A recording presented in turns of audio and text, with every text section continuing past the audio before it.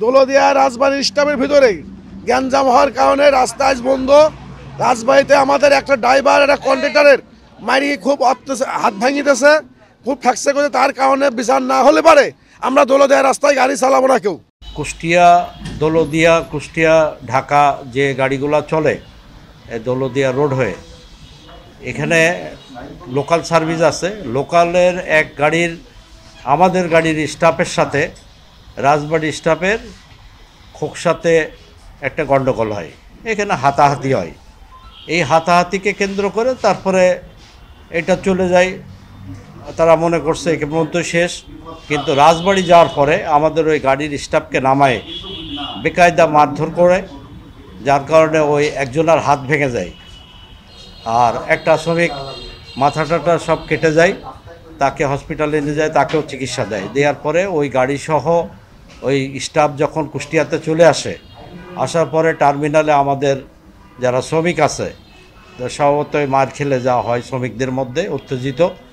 এক পর্যায়ে আমাদের শ্রমিক ইউনিয়নের সেক্রেটারি সাহেব এটা একটা ট্যাকেল দিয়েছে। আমরা কথা বলছি কালকের থেকেই, আমরা চেষ্টা করতেছি তাদের সাথে বসে এটা মীমাংসা করার জন্য। বাড়ি থেকে আসলাম, বাস স্ট্যান্ডে এসে দেখলাম মারামারির জন্য বাস বন্ধ। এখন আবার ফেললাম, এসে দেখলাম বাস নেই, মারামারির কারণে বাস বন্ধ। তারপরে সিএনজিতে আসলাম, এখন আবার সিএনজিতেই চলে যাব। 50 টাকা করে নিচ্ছে, 10 টাকা বেশি নিচ্ছে। বসুন্ধরা ডায়াপেন্ট এখন আরো উন্নত। এই hot air through top sheet দ্রুত শোষণ করে সোনামণিকে দেয় কোমল অনুভূতি। আমি কুষ্টিয়া রাজবাড়ি দৌলতদিয়া রোডে সুপারভাইজার করি। দীর্ঘদিন ধরে রাজবাড়ির স্টাফ আমাদের কুষ্টিয়া স্টাফে খুবই নির্যাতন করে, মারধর করে। গতকালকে আমাদের একটা স্টাফ গাড়ি নিয়ে টিপে যাওয়ার পরে বহিরাগত স্টাফ নিয়ে আমাদের গাড়ির সুপারভাইজার এবং ড্রাইভারে খুবই মারধর রক্তাক্ত করেছে। তারা এখন হাসপাতালে আছে। আমাদের এই দাবি দাবা যদি স্টাফের যদি বিচার না হয় আমরা আর রাজবাড়ি রোডে গাড়ি চালাবো না।